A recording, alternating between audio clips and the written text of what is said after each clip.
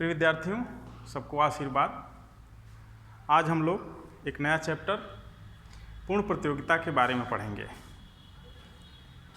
पूर्ण प्रतियोगिता बाजार की आदर्श दशा है और इसी के इर्द गिर्द सभी बाजारों को हम पढ़ेंगे और इसी से तुलना करेंगे। इसलिए इस चैप्टर को जानना हमारे लिए सबसे महत्वपूर्ण होता है। इस चैप्टर को जानने के बाद आप अर्थशास्त्र के जितने भी सिद्धांत पढ़ेंगे सब इसी से तुलना करते हुए आगे बढ़ेंगे। तो हम इसको पढ़ाने से पहले हम कुछ चीज़ें बताना चाहेंगे कि आपको इनमें इस चैप्टर में किन किन चीज़ों का अध्ययन करना होगा। उसके बाद आप अन्य चैप्टरों को पढ़ सकेंगे। तो सबसे पहले हम आपको फर्म के बारे में बताएंगे। फर्म क्या है? फर्म एक व्यावसायिक इकाई है। यह फर्म किसी भी प्रकार की हो सकती है या ये साझेदारी की भी हो सकती है, किसी की व्यक्तिगत भी हो सकती है। फर्म है ये। फर्म एक उत्पादन की इकाई होती है और इसमें वस्तुएं उत्पादित की जाती हैं और वो वस्तुएं उत्पादित की जाती हैं जो एक उद्योग के अंतर्गत आता है। जैसे आपको एक उदाहरण दिया जाए, चीनी उद्योग। चीनी उद्योग में तमाम सारी चीनी मिलें हैं। एक मिल को एक फर्म कहा जाता है, लेकिन समग्र मिलों के समूह को उद्योग कहा जाता है।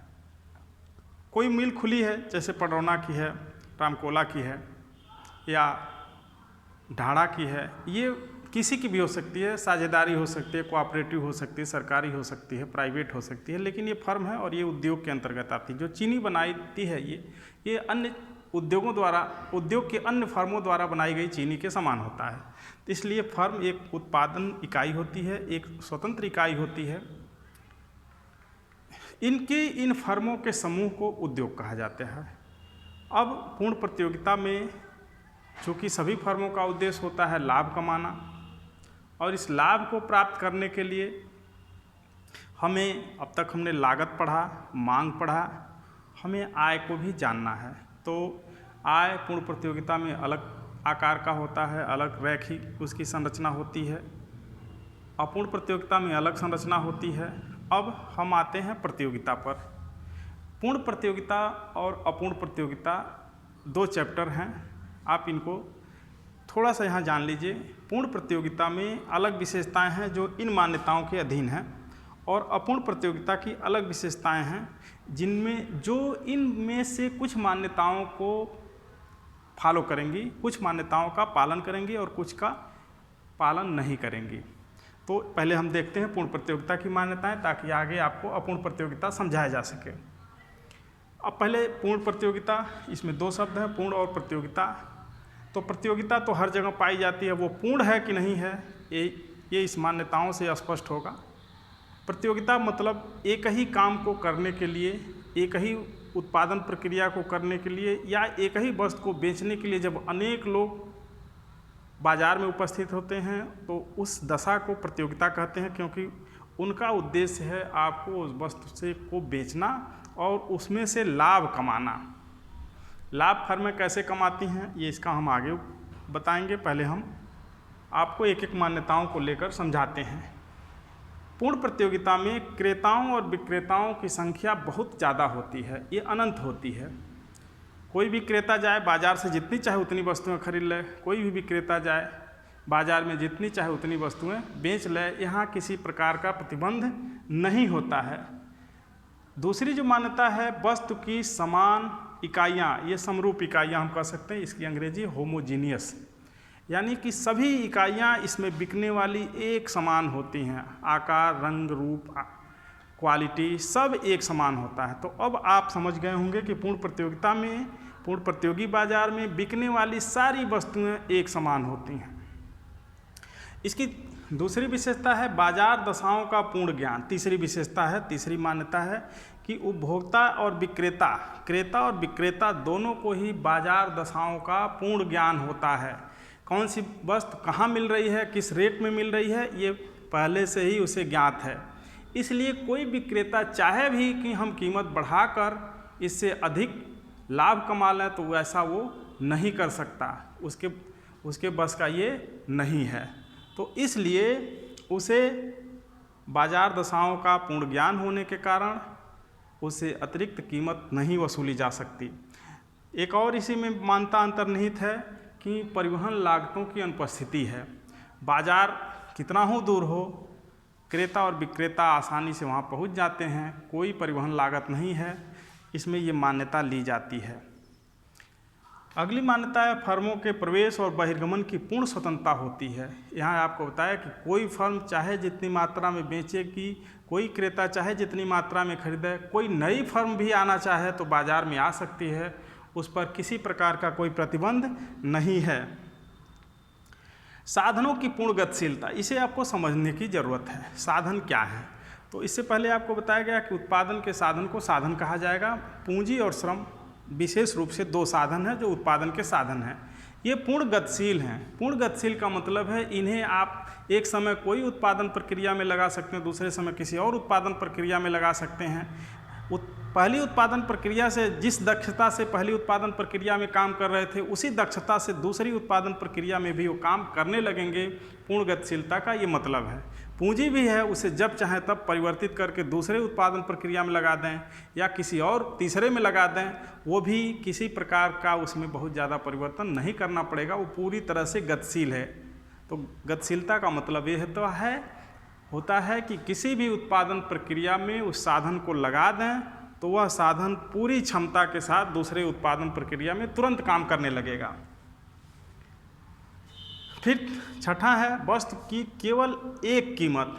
अब चूंकि आपको पता है कि बाजार दशाओं का पूर्ण ज्ञान है, उनमें परिवहन लागतों का अभाव है, साधनों की पूर्ण गतिशीलता है, इसलिए वस्तु की कीमत हमेशा एक समान बनी रहेगी। कोई विक्रेता या कोई फर्म कीमत बढ़ावे भी तो सारे उपभोक्ता उसको छोड़कर दूसरी फर्म की वस्तुओं को खरीदने लगेंगे, क्योंकि वस्तुएं पूर्ण एक समान हैं, पूर्ण स्थानापन्न हैं, यानी कि उनमें किसी प्रकार का कोई अंतर नहीं है। सभी फर्में एक रंग रूप आकार प्रकार की वस्तुओं का उत्पादन कर रही हैं। अब सातवां है हस्तक्षेप रहित नीति अर्थात स्वतंत्र व्यापार नीति। इसमें सरकार का या किसी सत्ता का कोई हस्तक्षेप नहीं होता। सारी क्रिया बाजार में प्रतिस्पर्धा के माध्यम से चलती है। क्रेता जो उपभोक्ता है अपने उपयोगिता को अधिकतम करना चाहता है और विक्रेता अपने लाभ को अधिकतम करना चाहता है, और दोनों आपस में प्रतिस्पर्धा करते हैं। जहां इनमें प्रतिस्पर्धा से कीमत तय हो जाती है, उसी कीमत पर वस्तुएं खरीदी और बेची जाती हैं। उस कीमत पर चाहे जितने वस्तुएं खरीदी और बेची जाएं कोई असर नहीं पड़ेगा। इसीलिए फर्में व्यक्तिगत रूप से कीमत स्वीकारक होती हैं, कीमत स्वीकार करती हैं। आठवीं जो मान्यता है कि जब वस्तुओं की कीमत उपभोक्ताओं और विक्रेताओं के समूह द्वारा प्रतियोगिता से तय होती है तो व्यक्तिगत रूप से फर्में इस कीमत को प्रभावित करने में अक्षम होती हैं, कभी प्रभावित नहीं कर पाती। इसलिए जो कीमत तय कर दी जाती है बाजार द्वारा, आपसी प्रतियोगिता द्वारा, वही कीमत इन फर्मों को व्यक्तिगत रूप से स्वीकार करना होता है। तो ये मान्यता है। अब आगे आपको हम पढ़ाएंगे इसका चित्रात्मक रूप। अब वीडियो के दूसरे भाग में आप देखेंगे कि पूर्ण प्रतियोगिता में आय कैसे निर्धारित होती है। आपको मान्यताओं के अधीन ये बता दिया गया है कि सभी वस्तुएं एक समान कीमत पर बेची जाती हैं, इसलिए चाहे पहली इकाई हो वो भी 10 में बेची जाएगी, दूसरी इकाई हो वो भी 10 में बेची जाएगी, और सभी इकाइयाँ जो बाज़ार में बेची जा रही हैं सभी 10 रुपये में बेची जाएंगी। अब इनसे प्राइस इनकी 10 रुपया प्रति इकाई है, आप रुपया मान लें, और इस तरह टोटल रेवेन्यू यानी कुल आय जो विक्रय से प्राप्त होता है, जो बेचने से दुकानदार को प्राप्त होता है या फर्म को प्राप्त होता है, उसे रेवेन्यू या आय कहते हैं। तो आप पहली इकाई बेचे, उसे 10 रुपया मिला, 2 इकाइयाँ बिक गई तो 10 दूनी 20 रुपया मिला, 3 इकाइयाँ मिल गई। तो इस तरह से चूँकि सभी इकाइयाँ एक समान कीमत पर बेची जा रही हैं, जैसा कि आपको बताया गया कि सभी वस्तुओं की इकाइयाँ एक समान होंगी, और विक्रेता को भी ज्ञान होगा बाज़ार का, क्रेता को भी पूर्ण ज्ञान होगा बाज़ार का, इसलिए उससे अतिरिक्त कीमत किसी भी फर्म द्वारा नहीं ली जा सकेगी। सभी इकाइयाँ केवल 10 रुपये पर बिकेंगी, इसलिए इनकी आय इस तरीके से बढ़ेगी। 10, 20, 30, 40, 50, 60 ये कुल आय है। अब जितनी इकाइयाँ बेची जाएंगी उसमें कीमत का गुणा करके आप कुल आय प्राप्त कर सकेंगे। एवरेज रेवेन्यू यानी औसत आय, इसमें कुल आय में बेची गई इकाइयों का भाग देकर आप प्राप्त करेंगे। तो 20 में फिर 2 का भाग देंगे 10, 30 में 3 का भाग देंगे 10। सीमांत, अब तीसरा जो कॉलम है ये MR यानी मार्जिनल रेवेन्यू, सीमांत आय। सीमांत आय ये बताता है कि अंतिम इकाई के विक्रय से कुल आय में कितनी वृद्धि हुई।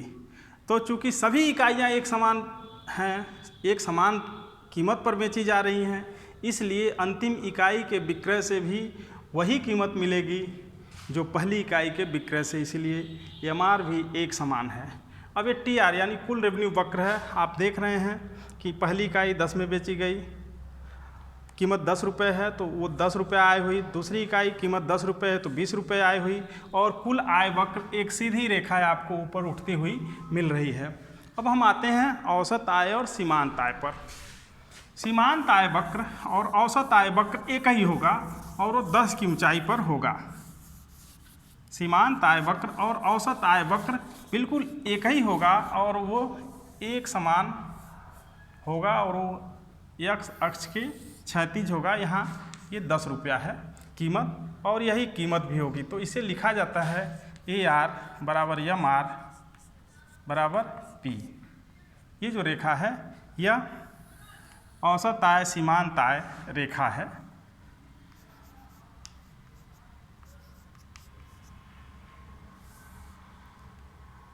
तो इस तरह से पूर्ण प्रतियोगिता में औसत आय सीमांत आय वक्र क्षैतिज होता है। अब हम पूर्ण प्रतियोगिता फर्मों के बारे में पढ़ाएंगे कि वो कीमत प्राप्तकर्ता कैसे होती हैं। अब आप कल्पना कीजिए कि पूर्ण प्रतियोगिता में कुछ फर्में हैं और उनकी लागत दशाएं अलग अलग हो सकती हैं, क्योंकि लागत कहीं ना कहीं फर्मों की आंतरिक संरचना, आंतरिक प्रबंधन, उद्यमी की कुशलता पर निर्भर करती है। तो इसलिए उनकी लागत दशाएं अलग अलग हो सकती हैं। कुछ की लागत दशा ज़्यादा कुशलता के कारण कम होगी, कुछ की लागत दशा कम कुशलता के कारण ज़्यादा होगी।